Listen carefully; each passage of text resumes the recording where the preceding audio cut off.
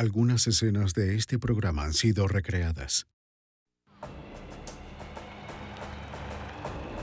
Una niña salió a hacer un mandado por su madre.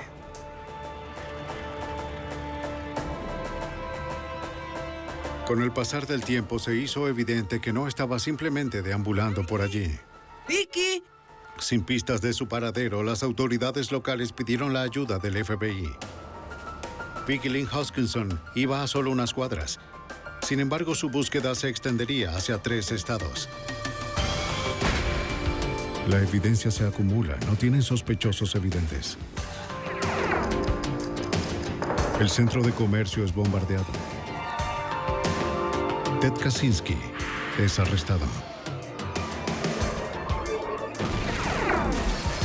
Fugitivo a un prófugo.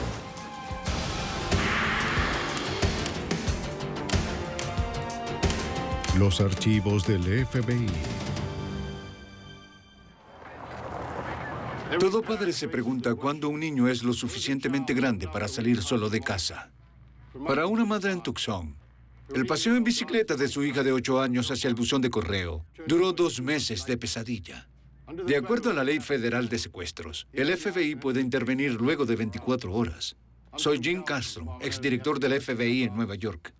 Se requieren docenas de agentes en 2 estados para localizar a un violador en libertad condicional, pero también del coraje de una madre, para cambiar las leyes que liberaron a un monstruo. El depredador. Lunes 17 de septiembre de 1984. Alrededor de las 3 de la tarde en Flowing Wells, Arizona, en las afueras de Tucson, Vicky Lynn Hoskinson, de 8 años de edad, acababa de regresar a casa del colegio y ayudaba a su mamá a enviar una tarjeta de cumpleaños atrasada a su tía. Ya que su hermana mayor se quedó hasta tarde en la escuela para su práctica de atletismo, Vicky le preguntó a su madre si podía enviar ella misma la tarjeta. El buzón de correo estaba a un par de cuadras de distancia. Luego de pedirle que estuviese en casa antes de las 3:30, Debbie Carlson le concedió el permiso a su hija pequeña. Según la señora Carlson, el viaje al buzón de correo y de vuelta tomaba menos de 10 minutos. Envié a Vicky sola. Fue la primera vez que enviaba a uno de mis hijos solos a hacer un mandado. Siempre pedíamos el favor a amigos. La pequeña Vicky Lynn Hoskinson fue a su primera aventura en solitario. Según su madre, ella estaba llena de orgullo por la responsabilidad que se le había otorgado. Prometió volver a casa luego de enviar la tarjeta.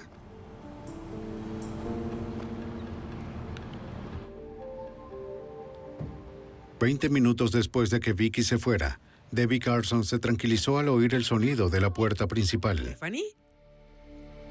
Y sorprendida de ver que se trataba de Stephanie, la hermana mayor de Vicky. Su práctica de atletismo fue cancelada. Vicky fue al buzón de correo. La señora Carlson le dijo que Vicky fue a enviar una tarjeta, pero no había regresado. Está bien. Stephanie pensó que su hermana estaba jugando en casa de un amigo. Stephanie me dijo, yo la busco, probablemente esté en casa de Jennifer. Así que, por segunda vez, en un mismo día, envié a uno de mis hijos sin compañía. Stephanie encontró la bicicleta de Vicky abandonada a un lado de la calle. ¡Vicky! Ella llamó a su hermanita. ¡Vicky! Corrió a casa para contárselo a su mamá. ¡Vicky! Eso fue una señal de alerta para mí, porque Vicky nunca habría dejado su bicicleta en el medio de la calle. Era su orgullo y su alegría. La cuidaba como su posesión más preciada. Debbie Carlson manejó hacia el lugar con su hija para recoger la bicicleta de Vicky. ¿Vicky? Stephanie preguntó en las casas cercanas para saber si alguien había visto a su hermanita. ¡Vicky! Nadie contestó. No hay nadie en casa. Luego de meter la bicicleta abandonada de Vicky en el auto, la señora Carlson se sintió muy angustiada. Iba camino a casa y yo comencé a llorar desconsoladamente. Yo sabía que algo estaba mal, algo tan atípico. Estaba mal. ¿Cuándo fue? La última vez que vio a su hija. La señora Carson llamó a la oficina del alguacil del condado de Pima. También llamó al señor Carson al trabajo.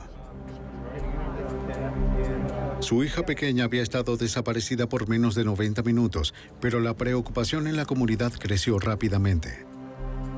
La reacción de todos fue la misma, que algo estaba mal. Había algo que no estaba bien en toda esta situación. Debbie Carson proporcionó fotos de Vicky a los oficiales del departamento del alguacil del condado de Pima. La policía recorrió su ruta para saber dónde pudo encontrar problemas. Su destino era el buzón de correo frente a una tienda cerca de una intersección concurrida, a algunas cuadras de distancia de su casa. Sí, señor. ¿Cómo está? Soy Tony Kernan, de la comisaría de policía. El oficial le preguntó al gerente si había visto a la niña. ¿Esta niña la reconoce? ¿La ha visto? El gerente reconoció a la niña de visitas pasadas, pero no la había visto ese ¿Ha día. visto a esta niña en las últimas 2 horas? Los oficiales interrogaron también a los vecinos del vecindario. Buscaron primero en casa de su mejor amiga. La señora Spencer dijo que ni ella ni su hija habían visto a Vicky ese día. Luego, su hijo de 5 años habló. ¿Has visto a Vicky? El niño dijo que Vicky había pasado más temprano a buscar a Jennifer. Luego de decirle que no estaba, Vicky se fue a su casa, al parecer luego de enviar la carta.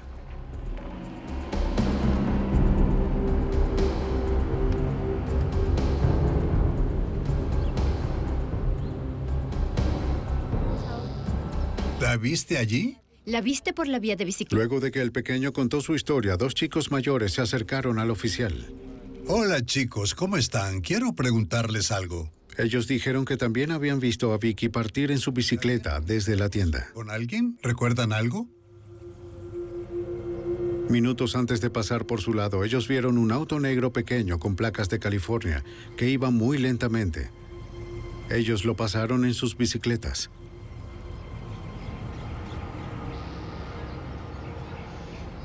Dijeron que se dirigía hacia Vicky, pero no esperaron a ver si pasó por su lado. Y no vieron al conductor.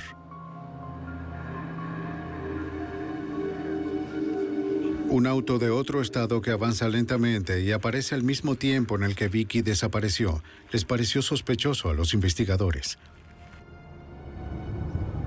Aunque pudo ser simplemente algún visitante que buscaba el número de una casa, el alguacil consideró la posibilidad de que la niña pudo haber sido secuestrada. Las autoridades toman un caso como este muy en serio. Han aprendido a esperar y a prepararse para lo peor. El alguacil llamó al detective de homicidios Gary Demers. El alguacil decidió que era importante que el grupo de homicidios manejara este caso en particular por la desaparición de Vicky Lynn Hoskinson. Se consideró que había sido secuestrada y que estábamos en presencia de un caso que podría convertirse en uno de homicidio, así que nos llamaron antes de lo habitual. Algunas horas más tarde, un centro de mando fue establecido en la escuela primaria cercana, que estuvo cerrada todo el día.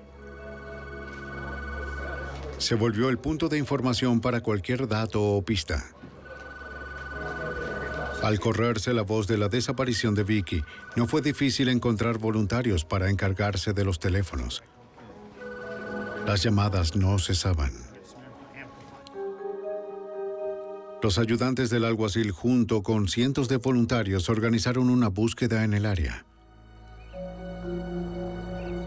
Se desplazaron sistemáticamente en círculos concéntricos desde donde vieron a Vicky por última vez. Revisaron el área buscando señales de la niña. Pero no encontraron nada. Ni siquiera los perros pudieron detectar su rastro. Cuando te das cuenta, los minutos se vuelven media hora, luego una hora. Y más fuerza policial y agentes empezaron a llegar. Gente del vecindario también vinieron y todos estaban buscando a Vicky. Un agente permaneció en la casa en caso de recibir nueva información o una llamada para pedir rescate. Las horas pasaron sin ninguna respuesta.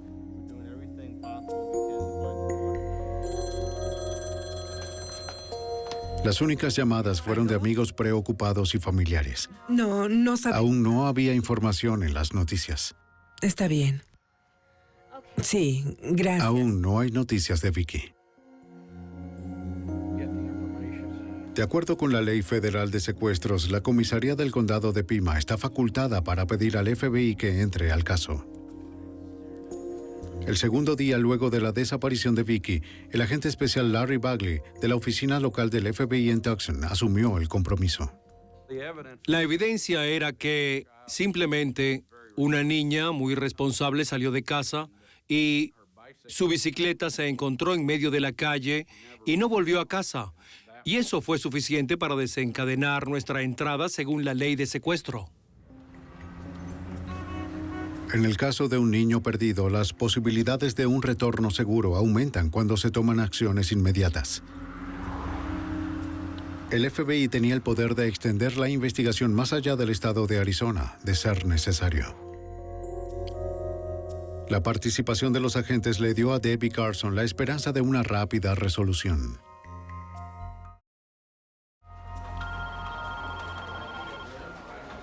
Unas cuadras más lejos, en el centro de mando de la escuela primaria, agentes y voluntarios continuaban trabajando en los teléfonos. Hasta ahora parecía que todo Tucson sabía de la desaparición de la niña de 1,20 m, 60 kilos y cabello castaño. Muchas personas llamaban. Gracias.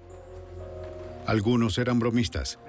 Otros simplemente estaban desinformados. Todas las llamadas debían contestarse, filtrarse y procesarse. Finalmente, entre docenas de esperanzadores pero inútiles indicios y pistas, una llamada dio una luz de esperanza. Una mujer llamó para informar que creía haber visto a Vicky Lynn Hoskinson en el centro comercial la noche anterior. Disculpe, ¿puedo hablar con el detective? Era vendedora de una juguetería. Deja eso ahí. ¡No! ¡Quiero esto! Les dijo a las autoridades que una mujer con un sombrero de ala ancha entró con una niña disgustada parecida a Vicky Lynn. La mujer intentó calmar a la niña con un juguete. $15. Ella pagó la compra en efectivo, que sacó de un sobre. La vendedora también notó que la mujer llevaba una bolsa de compra de otra tienda en el centro comercial. ¡No lo quiero! Luego de pagar, ambas discutieron acerca de lo que cenarían. La vendedora accedió a ir al centro de mando para ayudar con un retrato hablado. A partir de su descripción, el artista de la policía creó un dibujo de la clienta. Era la primera pista real. Por la forma en que el trato de la mujer a la niña fue descrito, los investigadores creyeron que pudo haber perdido a una niña e intentaba desesperadamente reemplazarla con otra. Aunque era reconfortante pensar que Vicky era cuidada por su secuestrador, la teoría tenía algunas inconsistencias persistentes para el agente Bagley. Era bastante improbable para mí que alguien se hubiese llevado a Vicky y luego fuera con ella a un lugar público para ser visto con ella. Además del hecho de que Debbie dijo que Vicky Lynn jamás estaría con un extraño en público sin intentar escapar. Pero quizás Vicky no huyó lejos de la mujer porque no era una extraña para ella. La cara me parece conocida. Los investigadores volvieron al vecindario de Vicky con la esperanza de que alguien pudiese reconocer el retrato hablado y proporcionar un nombre. Gracias, muy bien. Que tengan un buen día. No encontraron quien pudiese hacerlo. Varias pistas que identificaban o personas que creían haber identificado a esta mujer fueron llamados a testificar.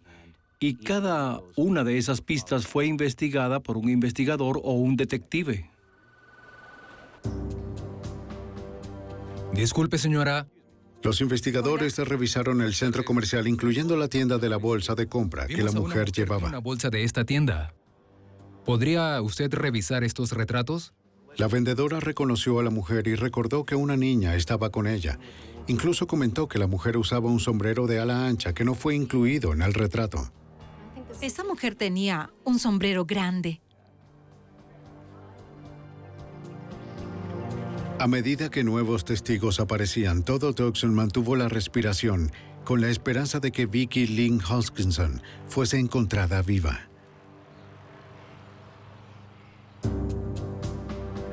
Cuatro, 3, 2... En el segundo día de la búsqueda de Vicky Lynn Hoskinson, de 8 años de edad, la cobertura de las noticias era extensa. Grupos de noticias nacionales y locales transmitían actualizaciones cada hora. Y esperamos. Aunque Vicky aparentemente fue vista en el centro comercial de Tucson la noche anterior discutiendo con una mujer extraña, era poco probable para los agentes y oficiales, si aún estuviese con vida, que su secuestradora la hubiese llevado a un lugar público. Los investigadores continuaron la búsqueda en áreas rurales aledañas. También se seguían preparando, al igual que la madre de Vicky, para lo peor. Recuerdo que llegaron el segundo día, el jueves, y querían entrar al cuarto de Vicky. Nos hicieron cerrar su cuarto y tomaron muestras de cabello de su cama. Se llevaron sus sábanas, su almohada, su cepillo. Se llevaron todas esas cosas y yo pensaba que se preparaban para un caso de homicidio. Eso era lo que estaban haciendo. Y yo no estaba muy receptiva a esa idea porque en mi mente no quería que fuese así. ¿Me lo das? Gracias. A pesar de sus dudas, los investigadores siguieron tras su única pista. Necesitaban identificar a la mujer en el centro comercial, ya que un testigo alegó que había secuestrado a Vicky. En una secundaria cercana, un estudiante creyó reconocer la cara de la mujer. ¿Dónde la viste? Ayer, afuera de mi... Él dijo que vio a la mujer con una niña en un auto de color oscuro la tarde anterior. Recordó que el auto era un Monte Carlo negro. Una niña parecida a Vicky veía a través de la ventana. A él le parecía que la mujer que manejaba era como la del dibujo. Muy bien. Los investigadores se preguntaban si era el mismo auto que habían visto antes los dos chicos en bicicleta. De acuerdo. El Monte Carlo que fue visto fue una pista para nosotros porque parecía que tenía mucho que ver, pero no había mucho que pudiéramos hacer con esa información. Buscamos un Monte Carlo y no tuvimos éxito con eso.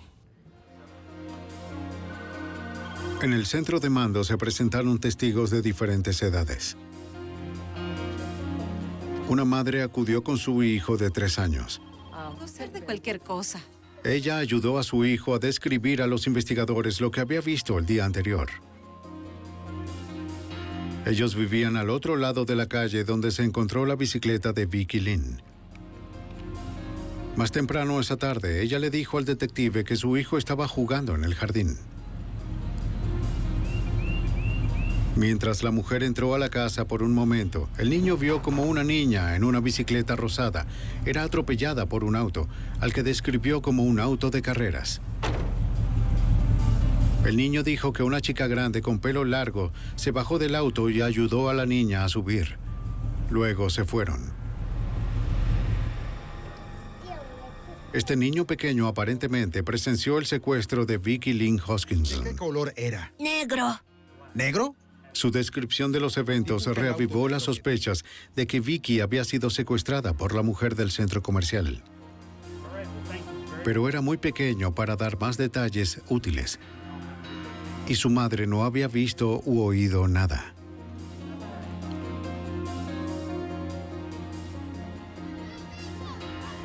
Los agentes revisaron el lugar donde se encontró la bicicleta de Vicky Lynn para ver si algo se había pasado por alto.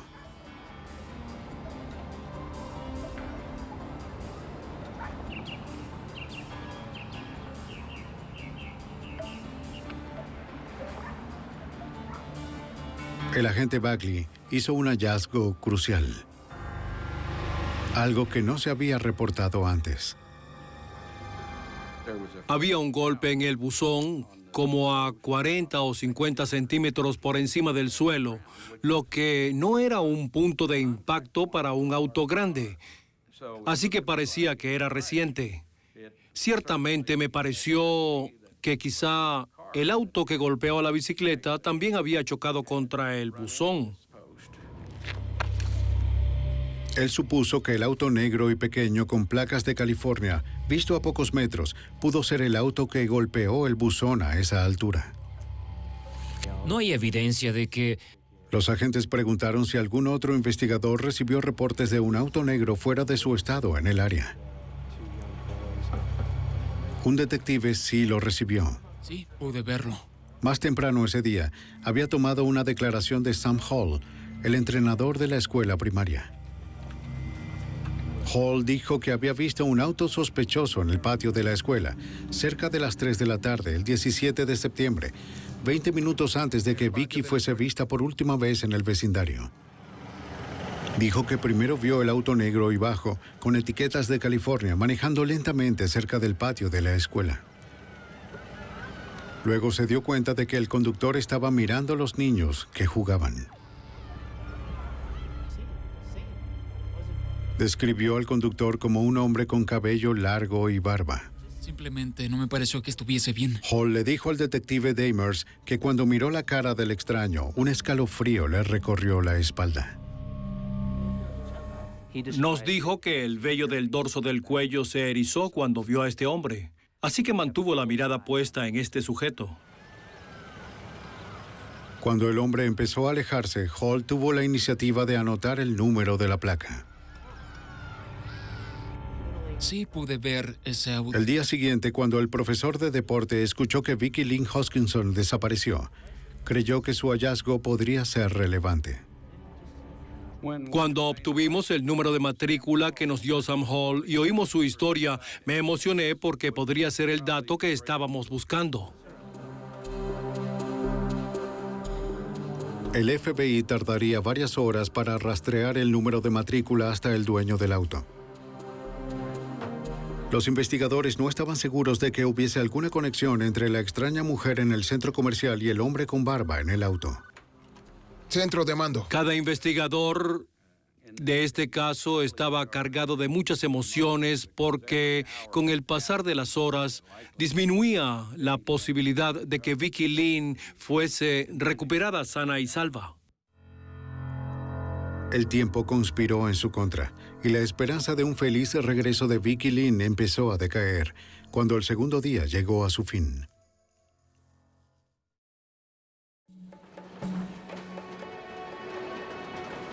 El 19 de septiembre de 1984, día 3 de la búsqueda de Vicky Lynn Hoskinson. Mientras el número de matrícula del auto negro era rastreado, los investigadores seguían recopilando declaraciones de testigos potenciales. Otra mujer del vecindario describió cómo su hijo casi fue secuestrado.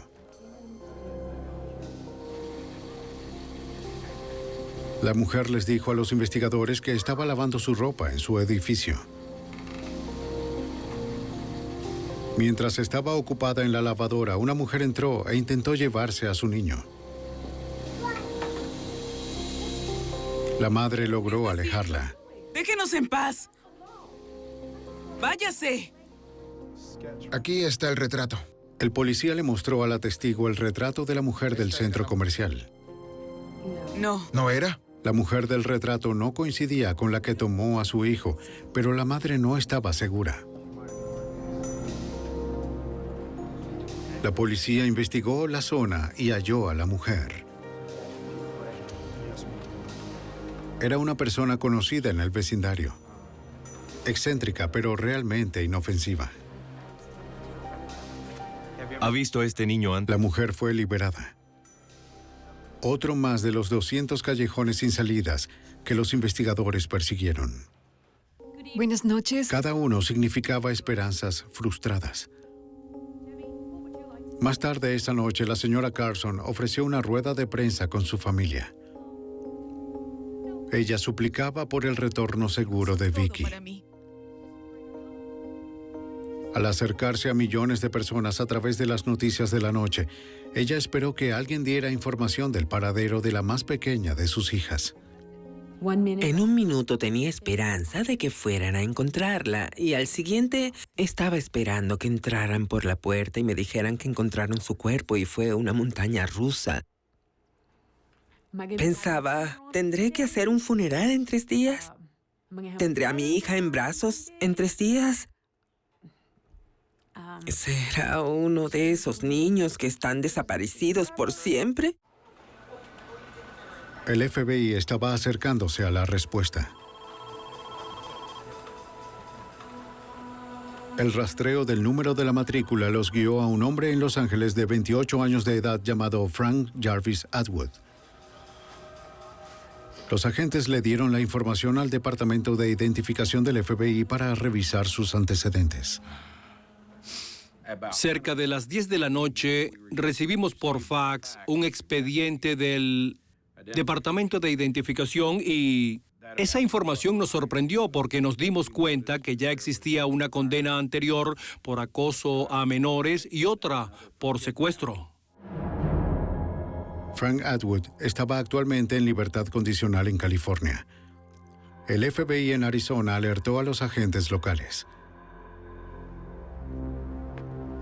Decidieron no decir nada a los Carson hasta tener más información. Señor Atwood. A la mañana siguiente, el cuarto día en el caso de Vicky Lynn Hoskinson, los agentes fueron a Los Ángeles, a la dirección en la que estaba registrado el auto de Atwood. Era la casa de los padres de Atwood, el general de brigada jubilado de la Armada Frank Atwood padre y su esposa. Señor Atwood, nos gustaría saber desde cuándo. Los Atwood reconocieron que su hijo había cometido crímenes en el pasado. También le dijeron a los investigadores que los había visitado días antes. No lo sabemos. Pero no sabían dónde estaba ahora. Los agentes le dijeron que podría estar involucrado en el secuestro de una niña y que el tiempo era un factor esencial. De acuerdo. Les dejaré mi tarjeta. Ninguno de los padres compartió alguna información. Si se pone en contacto con alguno de ustedes. Los agentes dejaron sus tarjetas por si Atwood tenía noticias nuevas. Su madre lo protegía mucho y su padre escuchó las súplicas de que quizás si actuábamos suficientemente rápido podríamos encontrar a Vicky Lynn con vida. Yo atiendo. Unas horas luego de que los agentes se fueran, los Atwood recibieron una llamada. Mamá. Era su hijo Frank. Necesitaba su ayuda. Dijo que su auto se averió en Texas y que necesitaba que le transfirieran dinero para poder arreglarlo. Su madre tomó nota de la dirección y le dijo que no se preocupara.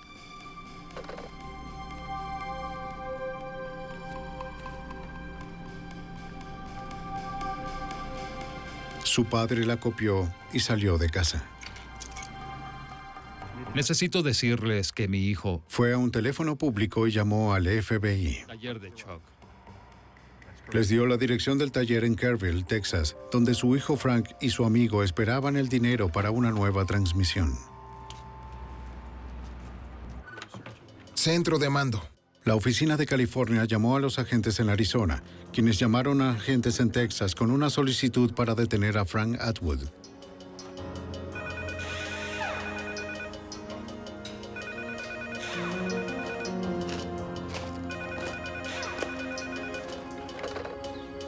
El FBI de Texas llamó al taller. Sí. El gerente confirmó que Atwood estaba allí con otro hombre. Sí. No había visto a nadie más con ellos. Sí, claro que podemos. No hay problema. No sabía si Atwood estaba armado. Los agentes le pidieron que entretuviese al fugitivo hasta que el equipo de arrestos llegara. Todo fue puesto en marcha con el fin de arrestar a Frank Atwood. Había otra llamada que el agente Bagley no estaba seguro si debía hacer. El problema es que no sabíamos si informarles a los padres que teníamos una buena pista y estaba pasando demasiado rápido. Nos preguntábamos si Vicky Lynn estaba con él en el auto y un montón de cosas pasaban por nuestras mentes. Al final decidieron informarle a los Carson de este giro inesperado en el caso de su hija desaparecida. La historia era muy grande como para mantenerla escondida más tiempo.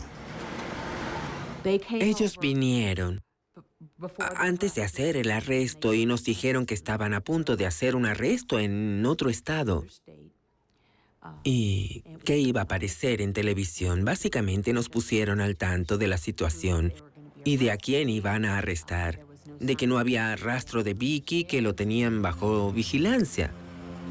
Sin idea de dónde podría estar la niña o incluso si seguía con vida, los agentes federales se apresuraron para arrestar a Frank Atwood por secuestro.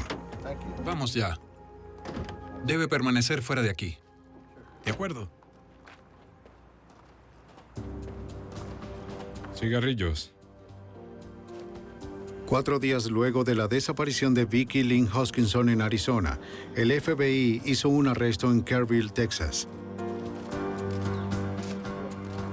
Frank Atwood y su compañero de viaje James McDonald fueron arrestados sin incidentes en un taller de reparación de autos por sospecha de secuestro. No había rastro de Vicky.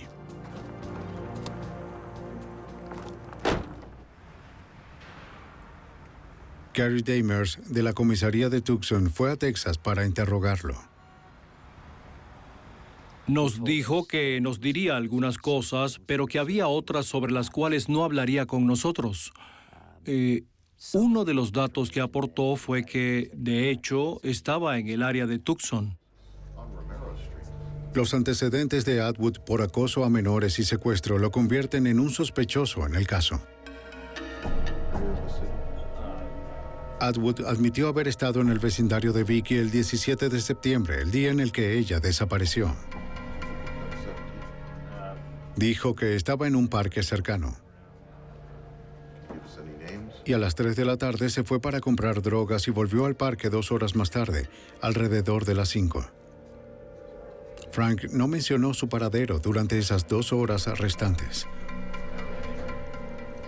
Dijo que no era responsable por la desaparición de Vicky. James McDonald corroboró la historia de Atwood. Cerca de las 5:30, 6. Le dijo a los investigadores que el día en cuestión, él y Atwood tuvieron una discusión en el parque a las 3 de la tarde. Luego de eso, Atwood se fue en auto por alrededor de 2 horas. ¿Volviste a verlo? ¿Dónde estabas? McDonald dijo que cuando Atwood volvió, a las 5 de la tarde tenía sangre en sus manos y ropa. Atwood le dijo que había peleado con un traficante de drogas y lo apuñaló. McDonald también le dio a las autoridades los nombres de otros en Tucson, con quienes ellos estuvieron. Muchos de ellos eran transeúntes. ¿Y no lo volviste a ver? Oficialmente, el enfoque de la investigación cambió de la mujer misteriosa en el centro comercial y se centró en Atwood.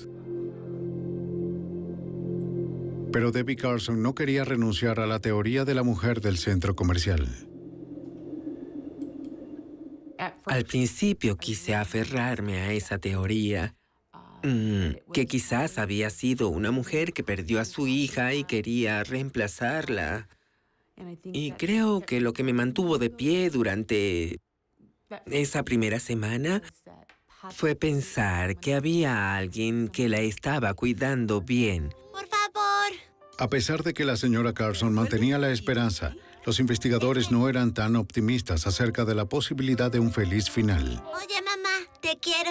Yo también te quiero. Cuando lo arrestaron y ella no estaba con él, empecé a enfrentar la realidad de que ese te quiero eran las últimas palabras que iba a oír de mi hija. Mientras el FBI recibía la orden para buscar el auto de Atwood, los agentes y las autoridades de Arizona volvieron a Tucson el día siguiente para ubicar a los otros del parque de los que habló McDonald. Los investigadores encontraron a 2 hombres que dijeron que Atwood había pasado algunas noches en su tráiler. Uno de los hombres, conocido como Perro Loco, recordó haberlo visto allí el lunes en la noche de la desaparición de Vicky. Su historia corroboraba lo que Jim McDonald, el compañero de viaje de Atwood, le dijo al FBI. McDonald dijo que había visto a Atwood el lunes en la tarde con sangre en su ropa, su cuchillo y sus botas, pero Perro Loco dijo lo mismo por separado, que vio lo mismo en su tráiler y que ellos incluso comentaron que Atwood debía deshacerse de su ropa y cuchillo ensangrentado.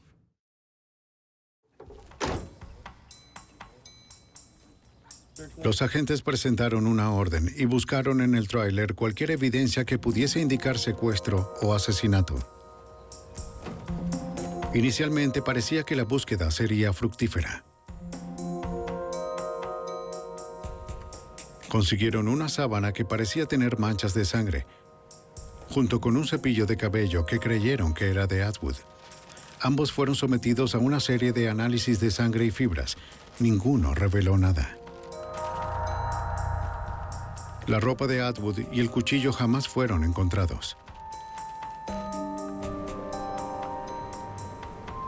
La búsqueda de evidencia en contra de Atwood y por rastros de la víctima continuó. Los agentes y detectives del FBI, incluso yo mismo, continuamos con la búsqueda de Vicky Lynn Hoskinson. Sentimos mucha frustración porque no habíamos podido encontrarla. La zona es muy vasta y gran parte de ella es desierto, y ni usando todas las habilidades investigativas disponibles habíamos podido dar con ella, pero seguimos buscando cualquier tipo de pista disponible. Aunque las pistas del paradero de Vicky eran escasas, los detectives siguieron investigando el parque donde Atwood había pasado la mayor parte del tiempo en su estadía en Tucson. Los agentes encontraron una pareja que conocía a Frank Atwood. También alegaron que vieron al sospechoso en ropa ensangrentada el día en que Vicky desapareció. Al igual que a otros, Atwood les dijo que había apuñalado a un traficante de drogas.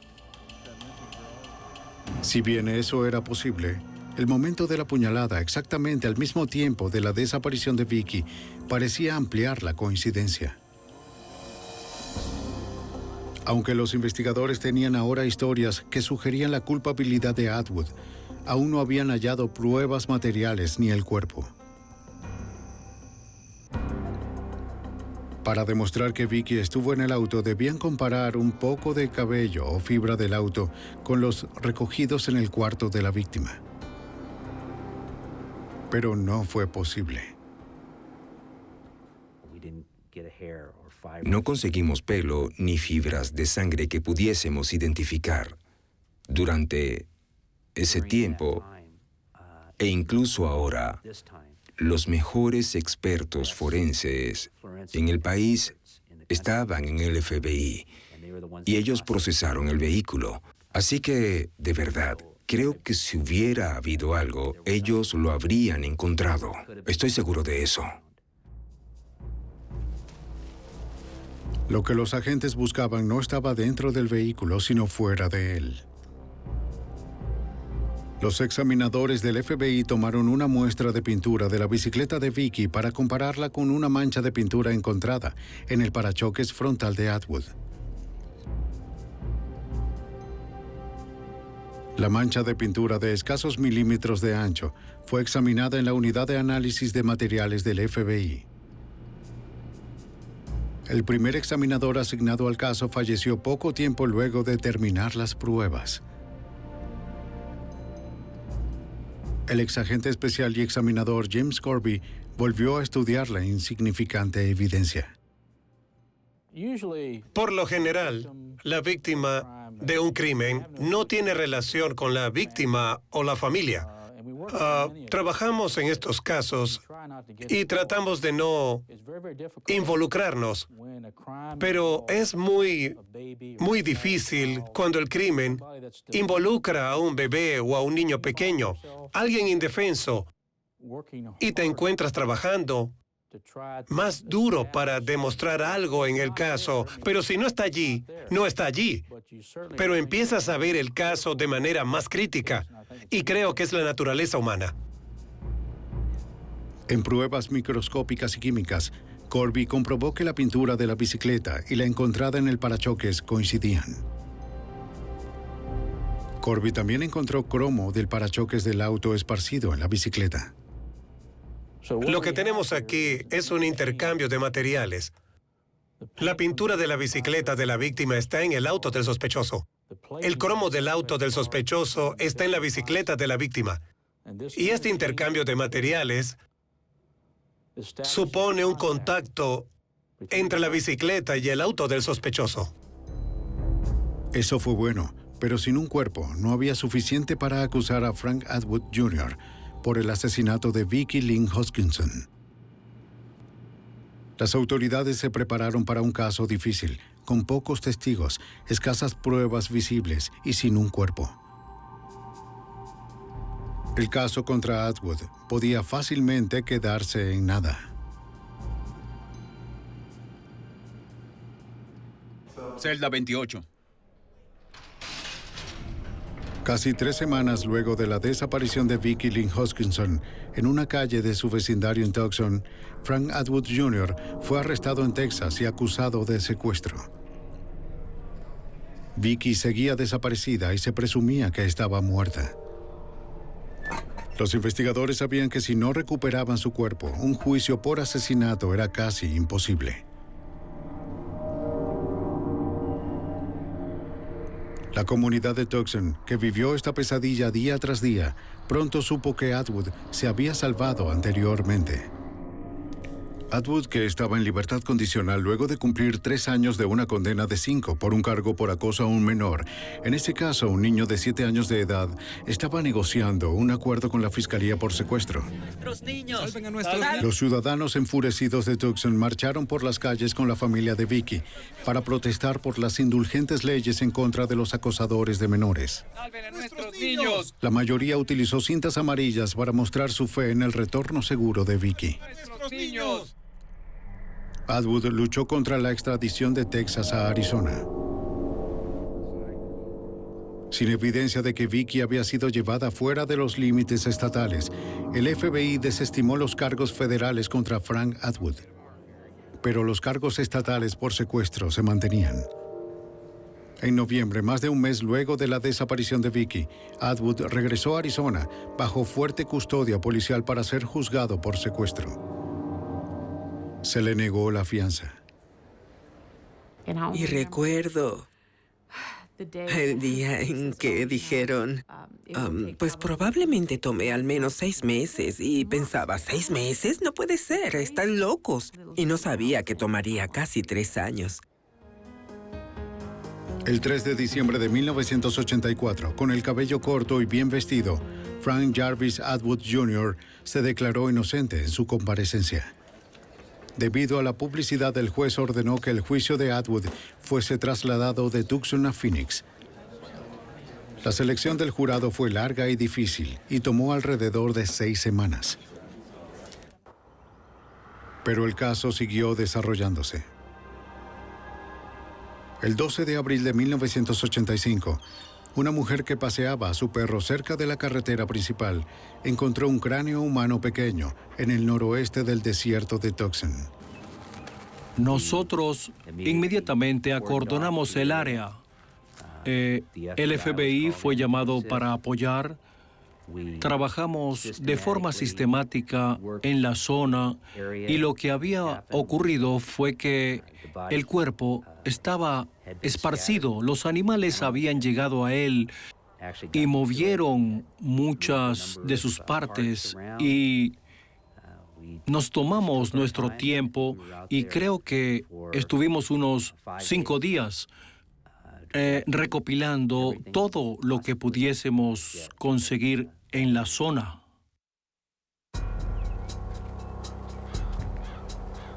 Alrededor de 100 personas recorrieron meticulosamente un tramo de desierto de 50 kilómetros cuadrados.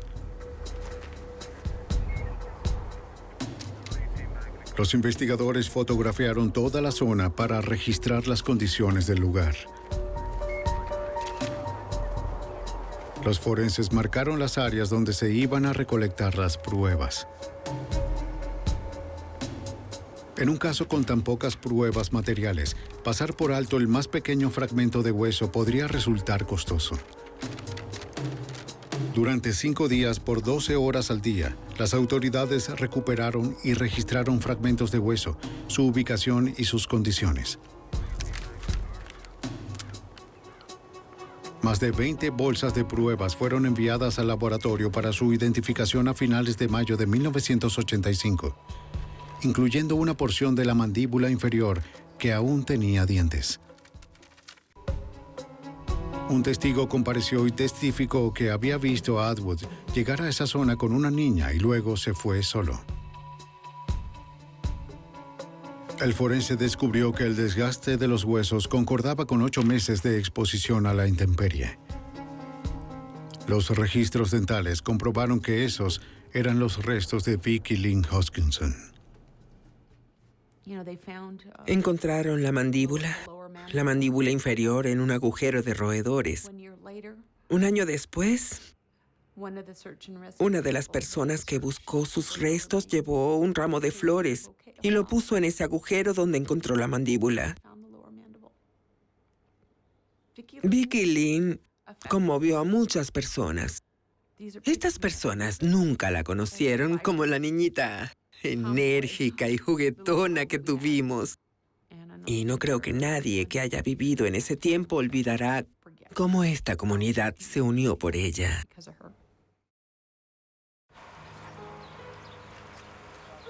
La familia de Vicky la sepultó el 30 de mayo de 1985.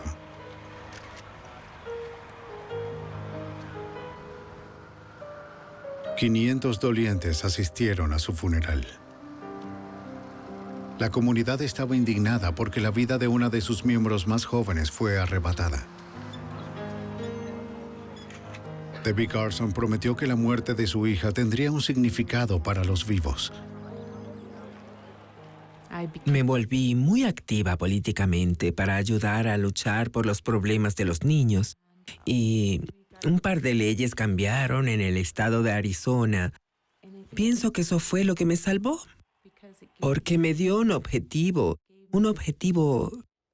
lejos del dolor, la tristeza y la sensación de que mi corazón se desgarraba, cosa que sentía a cada segundo. Estaba haciendo algo positivo por Vicky y otros niños. Mi hija no iba a morir en vano y haría que cambiaran cosas. Frank Atwood fue imputado por asesinato en primer grado. El 26 de marzo de 1987, 2 años y medio después de la desaparición de Vicky, fue declarado culpable. Frank Atwood fue sentenciado a muerte. Pero un caso como este nunca termina realmente. 16 años después, están intactos los recuerdos de esperanza y desesperanza. Y nunca olvidaré el sonido de un helicóptero. Hasta el día de hoy, cuando oigo un helicóptero, recuerdo esos días. Recuerdo el olor del aire, la época del año y el ruido de un helicóptero.